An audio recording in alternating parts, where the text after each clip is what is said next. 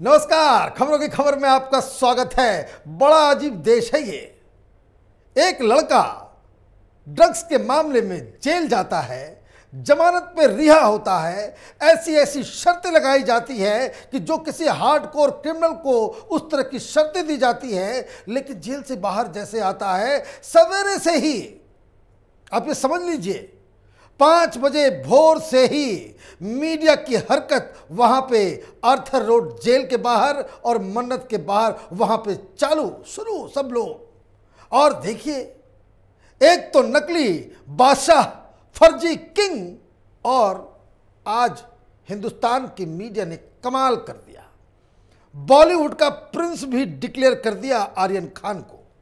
अब ये समझ में नहीं आता कि ये लोग खबर दिखाना चाहते हैं कि शाहरुख खान के तलवे चाटने में इन लोगों ने पत्रकारिता की सारी मर्यादाओं को जहन्नुम में फेंक दिया है। अजीब कहानी है। लेकिन देखिए, जैसा कि मैंने कल कहा था, वही बात आज हुई। बारात पूरी सज गई, दूल्हा का चेहरा ही नहीं देख पाया। एक टेलीविजन चैनल के पास क्लियर कट विजुअल तक नहीं मिला कि आर्यन खान जेल से कैसे बाहर निकला, और जो शाहरुख खान के जो पीआर मॉनिटर करने वाले, प्रोपेगेंडा करने वाले लोग उसकी किसी फिल्म के रिहाई की तस्वीर लगा करके वो यूट्यूब, सोशल मीडिया, फेसबुक, हर जगह वो वायरल हो रही कि भाई बाप रे क्या हो गया, क्या हुआ है।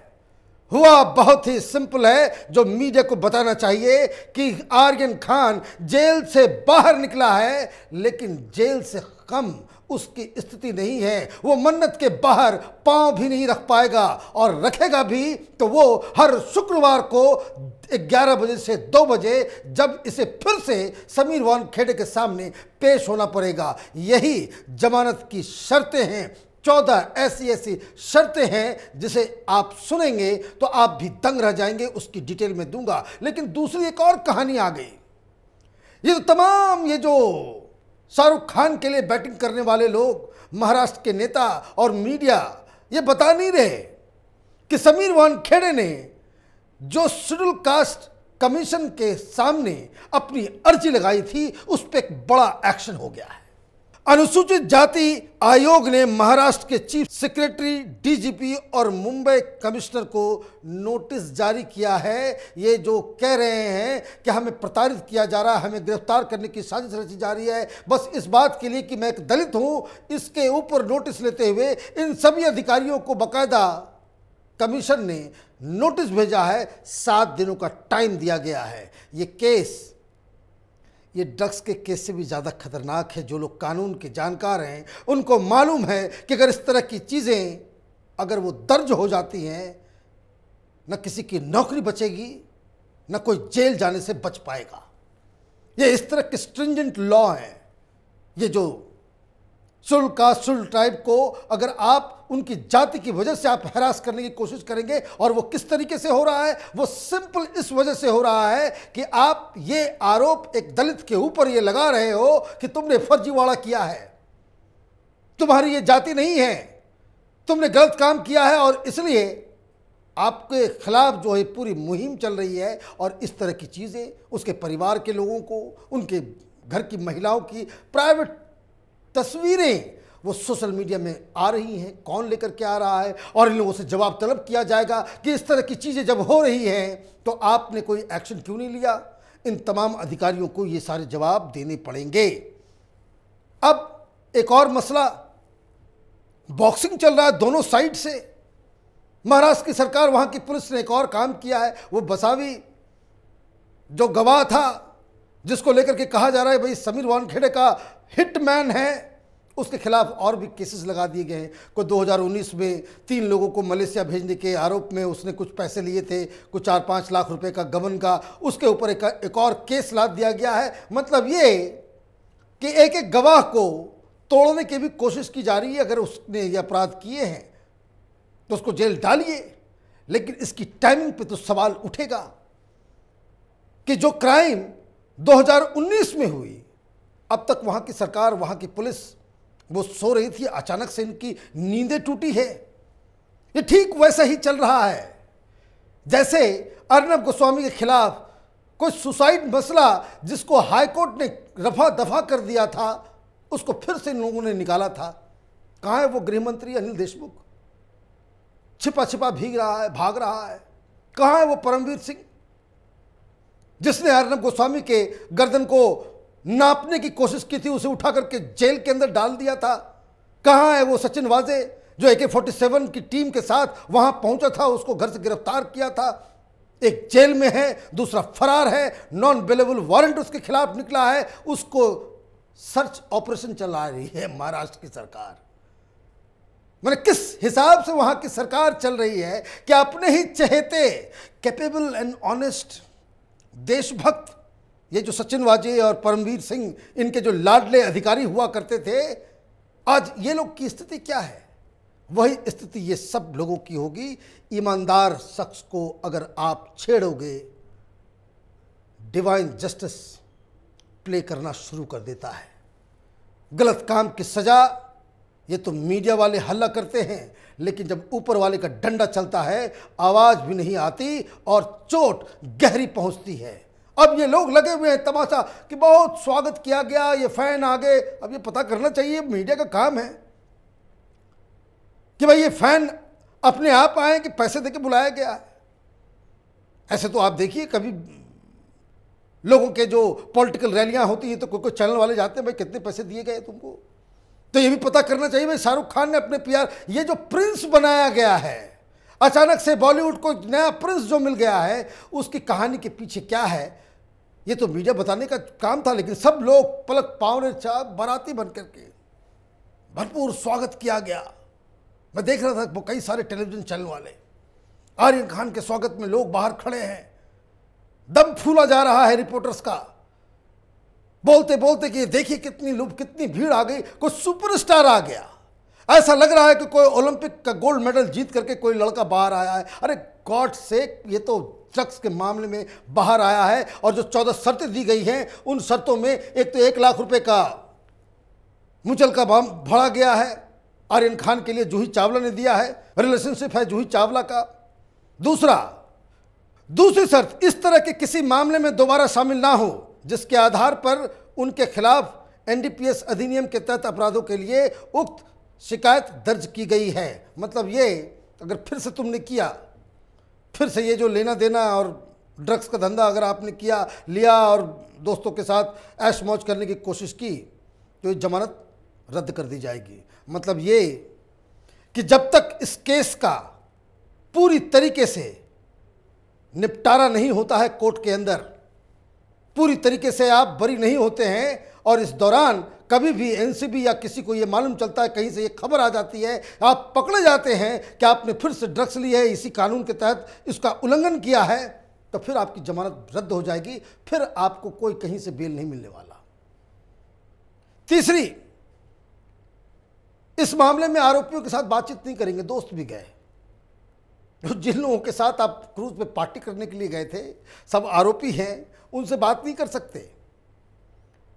चौथी, अभियुक्त ऐसा कोई काम नहीं करेंगे जिससे इस केस पर किसी तरह का कोई असर पड़े। पांचवा, गवाहों और सबूतों के साथ छेड़छाड़ नहीं करेंगे। छठा, अभियुक्तों को अपना पासपोर्ट भी सरेंडर करना होगा। पासपोर्ट सरेंडर, विदेश नहीं जा सकते। ये जो कभी चलो भाई कभी लंदन चले गए, शाहरुख खान के बारे में बताया था, बहुत दुनिया के कई सारे शहरों में उनके घर हैं, तो हॉलीडेज वगैरह नहीं, अब बाहर जाना मना, खत्म।